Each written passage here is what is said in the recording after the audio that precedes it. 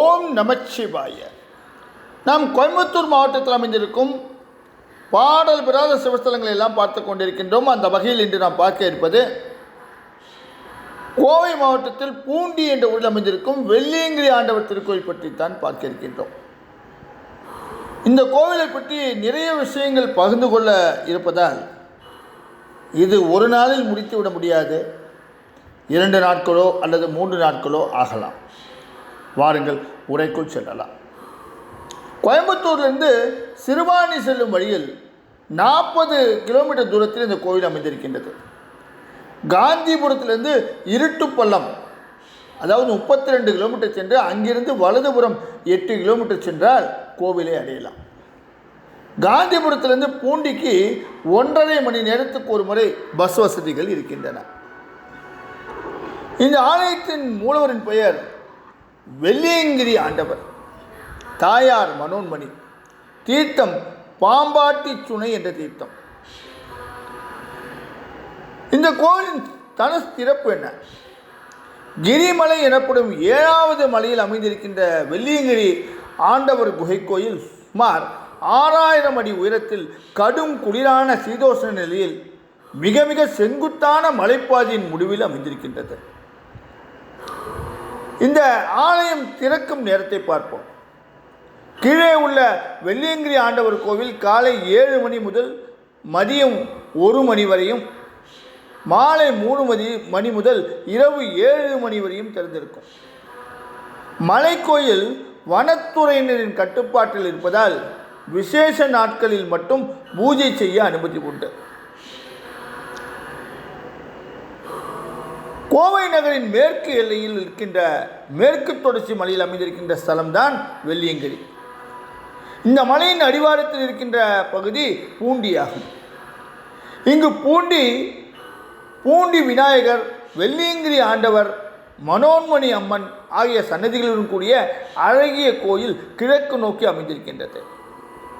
சமீபத்தில் 4 அடி உயரமுள்ள ஐம்பொன்னாலான நடராஜ திருவுருவ சிலை மற்றும் 63 நாயன்மார்களின் கற்சிலைகளை பிரதிஷ்டை செய்திருக்கின்றார்கள். கோவிலுக்கு முன்புறமாக முருகநாயனார் நந்தவனம் ஒன்றையும் அமைத்திருக்கின்றார். கோவிலை சுற்றி பக்தர்கள் இளைப்பாற மண்டபங்கள், சத்திரங்கள் இருக்கின்றன.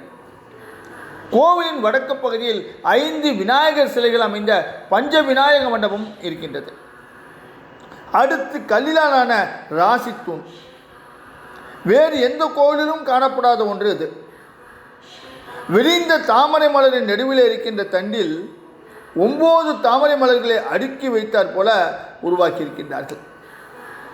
மேல் பகுதியில் ஒரு குடையும் அதன் மேல் ஒரு அழகிய அன்னப்பட்சியின் திருவுருவத்தையும் அமைத்திருக்கின்றார்கள். விரிந்த தாமரை மலரின் கீழ்ப்பகுதியில் 12 ராசிகளை சிற்பமாக நேர்த்தியாக செதுக்கியிருக்கின்றார்கள். இப்போது மலைக்கோயிலை பற்றி பார்ப்போம். கிரிமலை எனப்படும் 7வது மலையில் அமைந்திருக்கின்ற வெள்ளியங்கிரி ஆண்டவர் குகை கோயில் சுமார் 6000 அடி உயரத்தில் கடும் குளிரான சீதோஷ்ண நிலையில் மிக மிக செங்குத்தான மலைப்பகுதியின் முடிவில் அமைந்திருக்கின்றது. இந்த கோவில் அமைந்துள்ள இடம் அடர்ந்த காடுகள் சூழ்ந்த வனப்பகுதி. வன விலங்குகளின் நடமாட்டம் அதிக அளவில் இருப்பதால் மாலை 6 மணிக்கு நடை அடைக்கப்படுகின்றது.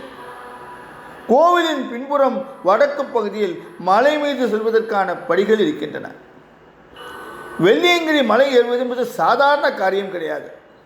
இரத்த அழுத்தம், சர்க்கரை நோய் மற்றும் இதயம் பலவீனமானவர்கள், குறைந்த அதிக இரத்த அழுத்தம் இருப்பவர்கள் மற்றும் 40 வயதுக்கு மேலானவர்கள் ஆகியோர் மலை ஏறுவது உயிருக்கு மிக மிக ஆபத்தான ஒன்றாகும். 10 வயதிற்கு மேலும் 40 வயதிற்கு கீழும் உள்ள பெண்கள் மலை ஏறக்கூடாது. மலை ஏறும்போது பனி, புயல், மழை ஏற்பட்டால் தொடர்ந்து மலை ஏறாமல் உடனே அடிவாரம் திரும்ப பக்தர்கள் கேட்டுக்கொள்ளப்படுகின்றார்கள். மலை ஏறும்போதும் இறங்கும் போதும் நமக்கு உயிர் துணையாக விளங்குவது ஊன்றுகோலாக பயன்படும் மூங்கில் தடி. இந்த தடிகள் அடிவாரத்தில் விற்பனைக்கு இருக்கின்றன. அந்த தடியை தங்கள் உயரத்துக்கு தகுந்தால் போல நீளத்தை சீராக்கி தர தனியாக பணம் வசூலிக்கின்றார்கள். இந்த தடி வெள்ளியங்கிரி மலைக்கு சென்று வந்ததற்கான அடையாள சின்னமாக விளங்குவதோடு அதை பத்திரமாகவும் பாதுகாத்து வைக்கின்றார்கள் பக்தர்கள். இந்த மலைக்கு வருடத்தில் பங்குனி, சித்திரை, வைகாசி 15ஆம் தேதி வரை மட்டும்தான் பக்தர்கள் வருகின்றார்கள். இம்மாதங்களில் நிலவும் சீதோஷ்ண நிலை உகந்ததாக இருக்கின்றது. குறிப்பாக சித்ரா பௌர்ணமி அன்று லட்சக்கணக்கான பக்தர்கள் வந்து தரிசிப்பது சிறப்பான விஷயமாகும். பொதுவாக இரவு நேரத்தில் மலை ஏறி தரிசனம் செய்த பின் வெயில் கடுமை அதிகரிக்கும். அந்த அதிகரிக்கின்ற முன்னடிவாரத்தை அடைவது நல்லதா சரியான விஷயமாகும். கோடை காலத்தில் நீர்நிலைகளை நாடி பெரும்பாலான வனவிலங்குகள் கீழ்ப்பகுதிக்கு சென்றுவிடும். அந்த சமயத்தில் பக்தர்கள் பயணிப்பதால் வனவிலங்குகளின் தொந்தரவு ஏதும் இருக்காது. மழைக்காலங்களில் மலை ஏறுவது பாதுகாப்பாது கிடையாது, மாறாக ஆபத்தை விளைவிக்கும் விஷயமாகும். சறுக்கி வழுக்கி விழும் அபாயமும் இருக்கின்றது. மலைப்பாதை படிக்கட்டுகள் தொடங்கும் இடத்தில் நாகத்துடன் கூடிய சிவலிங்கம், நந்தியம்பெருமான் மற்றும் மனோன்மணி அம்மனின் திருவுருவ சிலைகளை பிரதிஷ்டை செய்திருக்கின்றார்கள். மலையேறும் முன்பு ஈசன், அன்னை மற்றும் நாகரை வணங்கி அவர்களின் அருத்துணையோடு பத்திரமாக சென்று திரும்பி வர வேண்டும் என்ற வேண்டுதலோடு பயணத்தை தொடங்க வேண்டும் என்ற எண்ணத்தில்தான் இந்த சிலைகளை மலைப்பாதையின் தொடக்கத்திலேயே நிறுவியிருக்கின்றார்கள். இப்போது முதல் பாதையை பார்ப்போம்.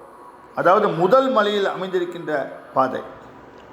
முதல் மலையில் அமைந்திருக்கின்ற பாதை முழுவதும் சீரான படிகள் என்றாலும் படியின் உயரம் 3/4 அடி முதல் 1 அடி வரை செங்குத்தானவை.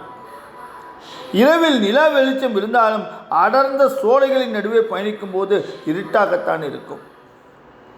எனவே டார்ச் லைட் எடுத்துச் செல்வது மிக மிக அவசியம். கூடுதலாக ஒரு செட் பேட்டரி வைத்திருப்பதும் நல்லது. இந்த மலையில் காட்டு கொசுக்கள் அதிகம். உடல் பாகங்கள் வெளியே தெரியாமல் மறைத்து கொண்டால் கொசுக்கடியிலிருந்து நாம் தப்பிக்கலாம். குறிப்பாக மாலை நேரத்தில் கொசுக்கள் மிகவும் அதிகமாக இருக்கும். இந்த மலையில் மூங்கில், தேக்கு, வேங்கை மற்றும் மூலிகை செடிகள், மரங்கள் அதிக அளவில் இருக்கின்றன.